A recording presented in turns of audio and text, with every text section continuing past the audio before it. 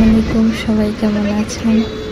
তো আমরা যে শপিং করেছিলাম আগের দিন যাওয়ার জন্য ভাইয়ের শ্বশুর বাড়িতে রওনা হলাম। সরি, আসলে তাড়াহুড়োর কারণে রেডি হওয়ার ভিডিওটা দিতে পারি নাই। তো আমার ভাইয়ের নিজস্ব সিএনজিতে গিয়েছিলাম, তার জন্য অনেক সেফ মনে হয়েছিল। সামনে গিয়েই আটকা পড়লাম, ট্রেন আসবে। তো ট্রেন আসলো, দেখলাম, ভালোই লাগলো। আবার ওইদিকে আমার ভাইকে দেখাচ্ছি যে আমার নানা বাড়ি ওইদিকে রেললাইনের পাশেই। তারপরে আবার রওনা হলাম। এত সুন্দর ব্রিজ দেখে ভিডিও না করে পারলামই না। এটা হচ্ছে রসুলপুরের ব্রিজ। ব্রাহ্মণবাড়িয়ার অনেকেই এখানে যায় ঘুরে বেড়াতে, ভালোবাসে। রসুলপুর যেতে অনেক ভালোবাসে সবাই। আসলে এখানে একটা ছোট্ট পার্ক আছে, আর এখন তো পানি আসছে, অনেক সুন্দর লাগে। দেখেন, আমি হয়তো ভালোভাবে তুলতে পারি না, কিন্তু আসলেই অনেক সুন্দর। আর চারপাশে এত পানি, মনে চাইছিল যেন ওইখানেই থেকে যাই। আসলে পানির কাছে গেলে অনেক ভালো লাগে। আর আমি ছোট করে একটু চেষ্টা করছি পার্কটার ভিডিও করার, যদিও ভালোভাবে করতে পারি নাই। আর এখানে হচ্ছে বালুর পাহাড়। এই জায়গাগুলো এত সুন্দর, হয়তো বা মোবাইলে বোঝাতে পারতেছি না, বাস্তবে আরও বেশি সুন্দর ছিল জায়গাগুলো। মনে চাইছিল যেন গাড়ি থামিয়ে এইখানেই বসে থাকি।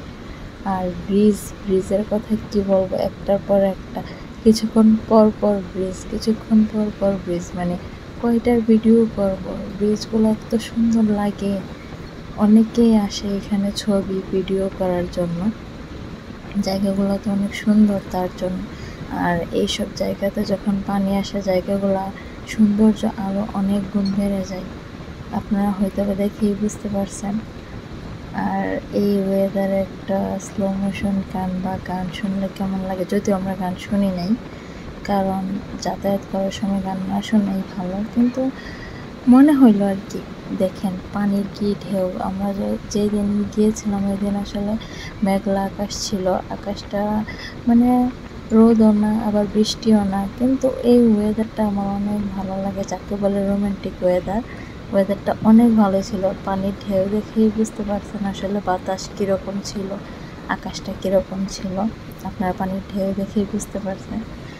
আর জায়গার কথা কি বলবো, 3.5 ঘন্টা জার্নি করছি, 3.5 ঘন্টার রাস্তা। আর কপালে এত খারাপ, যে দিক দিয়ে যাওয়ার কথা ওই দিক দিয়ে না গিয়ে বাড়ির চিপা চাপা রাস্তা দিয়ে যেতে হয়েছে, কারণ ওই রাস্তা নাকি সমস্যা, রাস্তা ভেঙে গেছে। তো এটাই চিন্তা করতেছি, ভাঙারও আর সময় হইল না, আমরাও আসলাম, রাস্তাও ভাঙল। যাই হোক, পরে নবীনগর বাজারে থামলাম, আম কেনার জন্য ভাইকে পাঠালাম। তো সাথে আবার সিঙ্গারাও কিনলাম, কারণ এত দূরে রাস্তা, তো বাচ্চা কাচ্চাও আছে, তার জন্য হালকা নাস্তা করলাম আর কি। নাস্তা করে আবার রওনা হলাম। মানে রাস্তা তো পুরাই না, কিন্তু বিশ্বাস করেন এতটুকু খারাপ লাগে না, কারণ ওয়েদারটা অনেক জোশ ছিল। আর ব্রিজগুলো দেখে তো আরও ভালো লাগতেছিল। পানির কাছে থাকলে আপনার মনে হবে যেন আমি এখানে থেকে যাই। আসলে অনেক ভালো লাগে, কখনো টায়ার্ড ফিল হয় না। এই যে এত দূর গেলাম, আসলে খারাপ লাগে না, ভালোই লাগছে, কারণ জায়গাগুলো সুন্দর, ওয়েদার সুন্দর। আর সাথে আমার ফ্যামিলির মেম্বার, প্রিয় মানুষগুলো, আসলেই ভালো লাগার মুহূর্ত এটা। তো অনেকক্ষণ পরে আমরা সকালে রওনা হলাম 10:30টার দিকে। হ্যাঁ, আরেকটা কথা বলি, আমরা কি করেছিলাম, মিষ্টি কিনলাম। মিষ্টি আসলে আগের দিন কিনে ফ্রিজে রেখে দিয়েছিলাম, কিন্তু যাওয়ার পথে একদমই মনে নেই।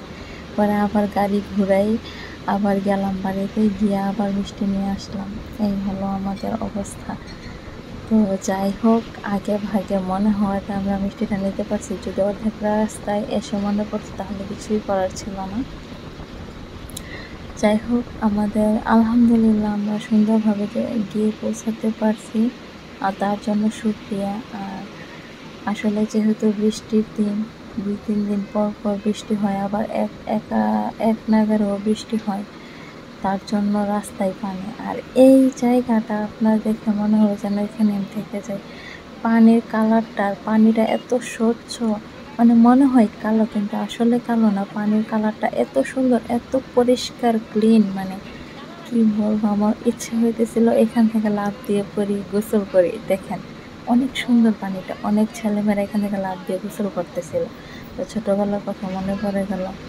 লোহার ব্রিজ, জায়গা এত সুন্দর, মানে গ্রামের পরিবেশ আসলেই সুন্দর, অনেক সুন্দর, যা মানে ব্যাখ্যা করার মতো না।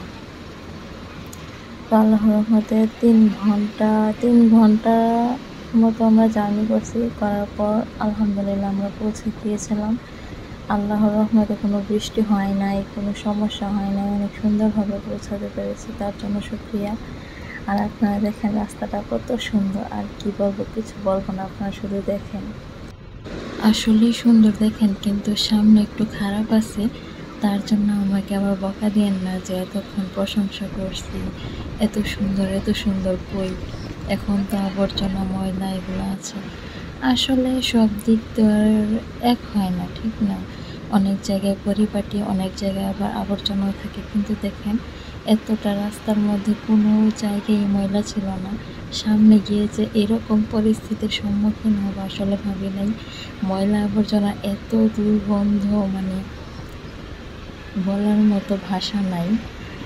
আর আমাকে বকা দিয়েন না, হ্যাঁ, যে আসলে এই রাস্তাটা অনেক সুন্দর, কিন্তু থাকে না সবটা সুন্দর হলেও অনেক সময় দেখা যায় একটু এরকম অসুন্দর থাকে, এটা স্বাভাবিক। আবার একটা জিনিস কি, এই জায়গাটা পরে একটা মসজিদ আছে, দেখেন এত সুন্দর বাইরের ডিজাইনার।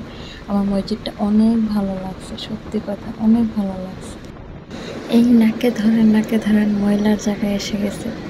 আচ্ছা যাই হোক, মজা করলাম। দেখেন মসজিদটা কিন্তু অনেক সুন্দর, তাই না? আমার বোন ভিডিও করতে চাইছিল, আসলে করতে পারে নাই, আমি করতে পেরেছি। আমার মসজিদটা অনেক ভালো লাগছে, মাশাআল্লাহ অনেক সুন্দর। বৃষ্টি হওয়াতে মাটির রাস্তাগুলোতে এত পানি জমছে, মনে হইতেছে যেন সুইমিং পুল।